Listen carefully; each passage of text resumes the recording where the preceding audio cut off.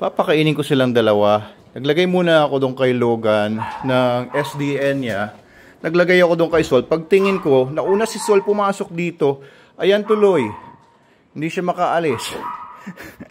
Hindi ka makaalis dyan kasi magagalit si Logan. Pwesto kasi ni Logan yan. Ba't pumasok ka dyan? Kaya ka. Oh. Logan, tika muna para makalabas si Sol. Come here, Logan. Here. Come here. Come here. Come here. Logan! Come here. Sol, get down. Get down. O sige, dito ka na nga, Logan. Dito ka na lang, Logan. Magpalit na lang kayo. Here. Inside. Okay, Logan, here. Naku, ito naman si Sol. Ang kulit.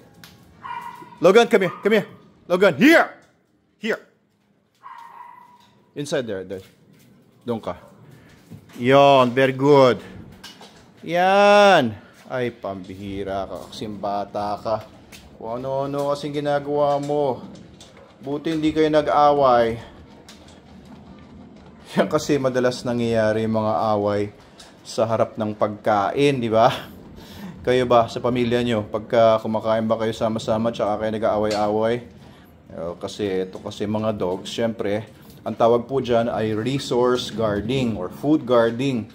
Na kapag etong si Logan, sa akin wala namang problema kasi trained naman ito si Logan sa food guarding. Very good. So, okay. Very good. Kaya kahit hawakan ko yung food niya, kahit alis-alisin ko yung food niya dyan, eat. Oh, very good. Sanay naman sa akin yan. Pero kapag iba, or yun, si Sol, magagalit ito. Aawayin ito si Sol. Very good, Logan. Very good. Kung hindi ko na training ito, malakas ang food guarding instincts nito. Very good. It's okay. Ito naman si Sol ay kailangan matraining din natin siya sa food guarding. Kaya kailangan habang kumakain si Sol, hawak-hawakan ko din ito. Very good. Ano nangyari sa iyo? Nabibilaukan. It's okay. Yeah. It's okay. Very good. So habang kumakain siya, maganda rin na hawak-hawakan ko yung pagkain niya. Best talaga kung gagawin ito habang puppy pa sila, no? Para hindi ma-develop yung food guarding instincts. Good boy. Very good. So okay. Very good. Eat your food, ha?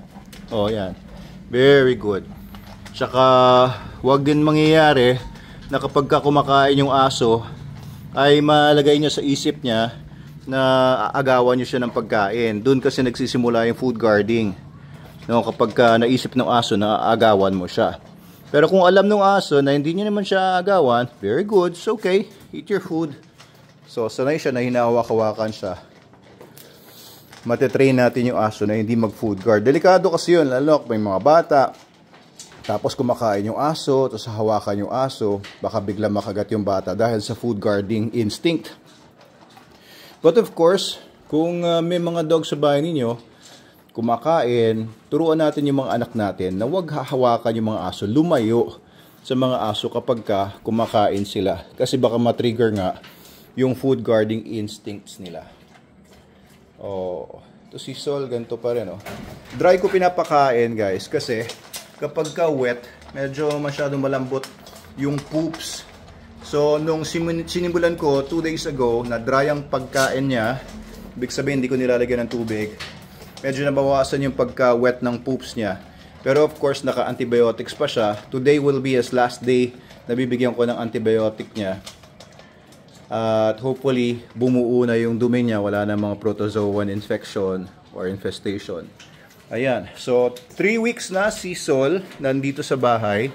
And maraming nakakapansin na talagang gumanda na yung katawan ni Sol. Ayan, 3 weeks pa lang naman, no? Day 22 ngayon. Very good. At 21. Day 21. Very good. Uy, Sol, ano? Very good. Day 21. Pero hindi na siya mukhang kawawa. Mukha na siyang Great Dane. Kita niyo yung ano niya, yung likod niya. Ayan, may konti pa naman. Makikita niyo may konting nakaumbok pa doon na buto sa hips. Pero yan, kumukurba na. Diba? Hindi na siya protruding masyado. Yung kanyang last ribs, itong portion na ito, yung last ribs, nakikita pa rin Lubog pa rin yung tiyan niya, meron pa rin malalim na tuck in, tuck up, pero hindi na kagaya dati. Nagkakaroon na ng laman yung loob ng katawan niya, pati yung muscles. Ito kasing sa likod niyan, puro muscles yan eh, na nakapalibot doon sa spinal column o sa skeleton niya, the spine. Ganon din yung ano niya, hita niya. Hita niya, may mga muscles na. Pati yung shoulder area niya, oh, kapal na ng muscles nito. Very good. Pati yung neck niya, oh, kumakapal na yung muscles. Yung ulo niya, itong portions na to, muscles din yan. Kaya ma-fill up din ng muscles ito. Lalo na, papasok na siya sa adulthood. I think mga ano na siguro to, 11 months na siguro ito. Kasi dumating siya sa akin dito, 10 months old. And nakaka 3 weeks na. So malamang, mga 11 months na itong si Sol. So pagdating niya ng 12 months old, technically, adult na siya. And technically, hindi na siya puppy. At dapat, magmamacho na siya. From 1 year old, papuntang 2 years old, ay lalapad na ang mga aso. Lalo na yung mga large breed dogs, kagaya ni Sol, ay talagang lalabas na yung muscles niya. Lalo na kapag bumobomba na yung testosterone niya, lalabas na yung secondary male characteristics. Yan. Tuwan-tuwa naman si Sol, oh. Yung buntot niya talaga, oh, kawag ng kawag. So, very happy dog na. Simula na nagpunta siya dito. Ang laki ng difference sa itsura niya, sa demeanor ng aso. Sol is now a happy dog. And, ayan. Ubos na. Ubos niya ang 400 grams ulit ng SDN 42 original. So, this is available sa TikTok natin, sa atin. And of course, pag-message po kayo sa amin kung gusto niyo rin maging dealer, kung gusto niyo maging affiliate sa TikTok, gusto niyo maging affiliate namin, you can sell SDN also in your TikTok shop. And gusto niyo maging dealer, ay yun, no? Okay. Halika, Sol. Si Logan umalis.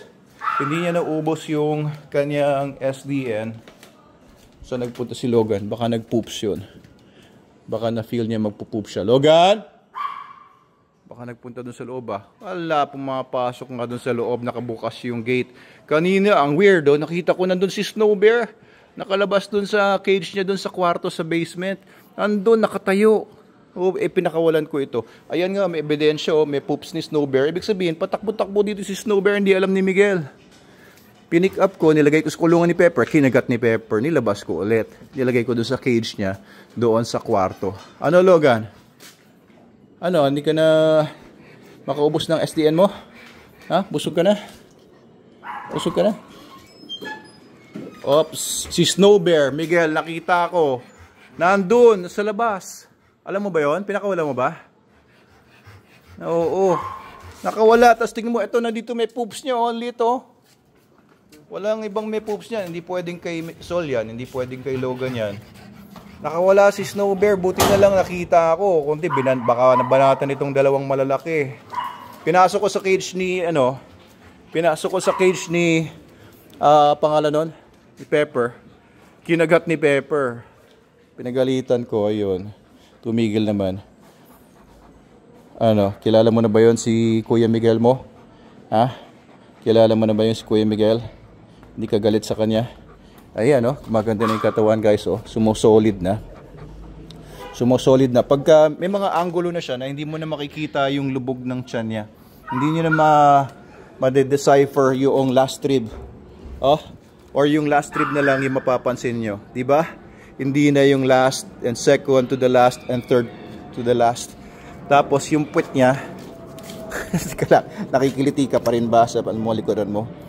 Oo. Papaliguan na nga kita ulit bukas. Hindi ko ulit na paliguan ito. Yung bandang puwet niya, bilugan na. Pero syempre, mas bibilog pa yan over time. 3 weeks pa lang naman. Give me another 2 weeks at medyo bilog-bilog na ito. And ang nakakatuwa, diba, sa SDN 42 natin, 1 meal a day lang talaga to. 1 meal a day, 400 grams. Wala pang kalahating kilo. And ganyan na yung resulta. Diba? Ganda ng resulta, SDN 42 power yan, guys. Ayan. Pagka nakatalikod siya, mas pronounced yung makikita niyo yung tuck up niya sa tiyan. Oo, pero masigla naman siya. Ayan, oh. Ganda na ang katawan niya. Ganda na. So, sexy pa rin siya. Pero kapag pagka fully recovered na siya, kumanda na yung katawan nito, hindi na magiging sexy yan.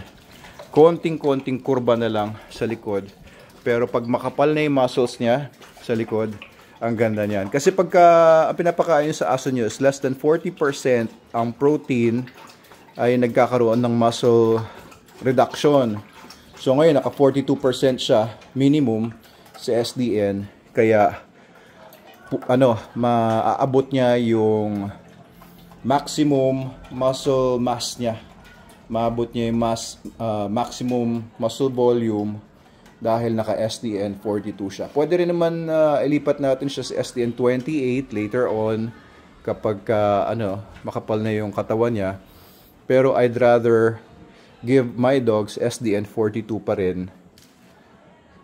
Oo, kasi pagdating sa konsumo, konti lang ang kailangan konsumo pagka SDN 42. Kapag ka SDN 28 ay mas madadagdagan ng 50% yung konsumo na kailangan nyo ibigay sa aso nyo. So kung 400 grams ang pinapakain ko sa kanya every day, sa SDN 28 magiging 600 grams na yon. Oo, required na niya 600 grams. Inside muna. Sige.